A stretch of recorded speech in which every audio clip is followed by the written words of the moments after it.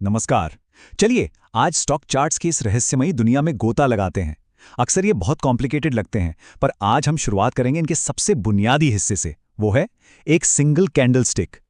हाँ, मुझे पता है, पहली बार देखने में ये चार्ट किसी पहेली से कम नहीं लगते, है ना? पर अच्छी खबर यह है कि इनकी अपनी एक भाषा होती है, एक विजुअल भाषा, और आज हम इसी भाषा को समझना सीखेंगे बिल्कुल आसान तरीके से। तो ये है हमारा आज का सफर। हम एक एक करके इन सभी टॉपिक्स को समझेंगे ताकि कैंडलस्टिक एनालिसिस की एक मजबूत नींव तैयार हो सके। तो सबसे पहले बात करते हैं कैंडल्स की भाषा की, क्योंकि हर बड़ी कहानी की शुरुआत एक छोटे से शब्द से होती है, और चार्ट्स की दुनिया में वो शब्द है एक सिंगल कैंडल। इसे समझ लिया तो सब समझ आ जाएगा। तो देखिए, हर कैंडल के दो मेन हिस्से होते हैं। एक है बॉडी, जो समझ लीजिए कहानी का मेन प्लॉट है कि कीमत कहाँ खुली और कहाँ बंद हुई। और फिर है विक्स, जिन्हें आप शैडो भी कह सकते हैं। ये दिखाते हैं कि दिन के दौरान कीमत कितना ऊपर और नीचे गई थी। अब ये बहुत ज़रूरी है, हर कैंडल असल में खरीदारों और विक्रेताओं के बीच एक जंग है। सीधी सी बात है, हरी कैंडल मतलब खरीदार यानी बुल्स जीते, और लाल कैंडल मतलब विक्रेताओं यानी बेयर्स का पलड़ा भारी रहा। चलिए एक हरी कैंडल की कहानी को समझते हैं। सोचिए, बाजार खुला, सेलर्स ने जोर लगाया, कीमत को नीचे खींचने की कोशिश की, लेकिन फिर बायर्स की जबरदस्त एंट्री होती है। वो न सिर्फ कीमत को ऊपर लाते हैं, बल्कि जहां से शुरू हुई थी उससे भी ऊपर ले जाकर बंद करते हैं। ये है बुल्स की साफ साफ जीत। और अब कहानी का दूसरा पहलू, एक लाल कैंडल। यहां खेल उल्टा है।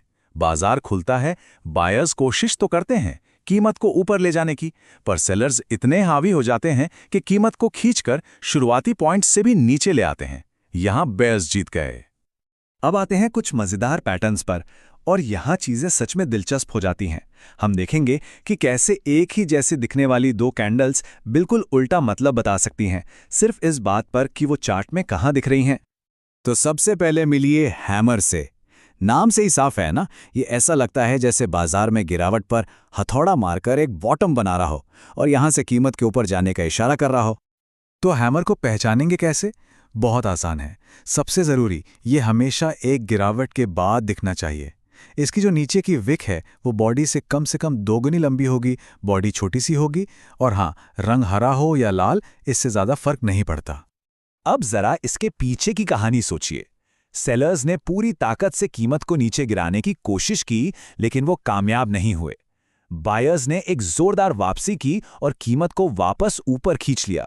मतलब अब कंट्रोल बायर्स के हाथ में आ रहा है।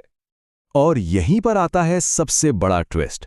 बिल्कुल हैमर जैसी दिखने वाली कैंडल अगर एक अपट्रेंड यानी तेजी के बाद दिखे तो उसे हैंगिंग मैन कहते हैं, और इसका मतलब बिल्कुल उल्टा होता है। ये गिरावट का संकेत है।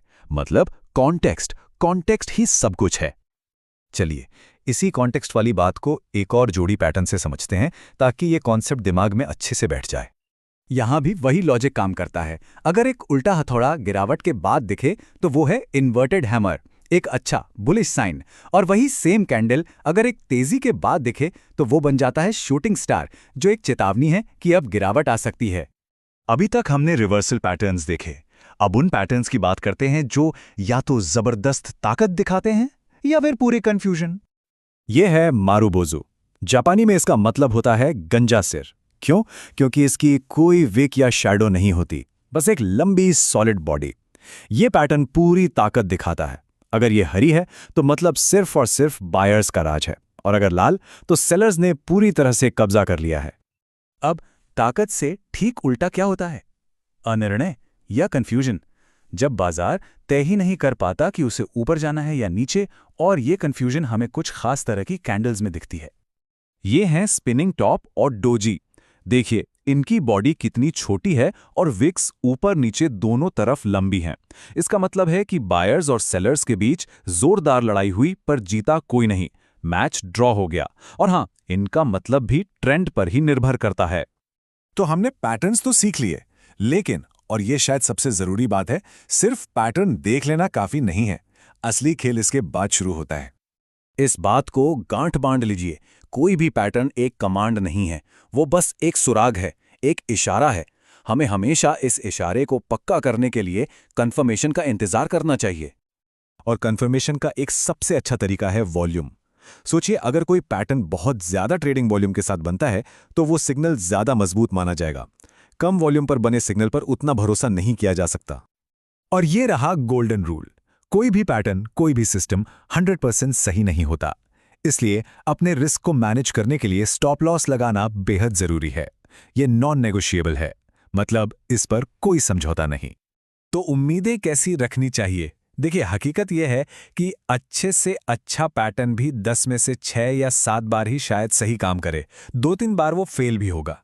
इसीलिए तो रिस्क मैनेजमेंट इतना जरूरी है, ताकि जब पैटर्न फेल हो तो बड़ा नुकसान ना हो। तो अब मेरा एक सवाल है, अगली बार जब कोई चार्ट देखेगा तो क्या उसे सिर्फ ऊपर नीचे जाती लाइनें दिखेंगी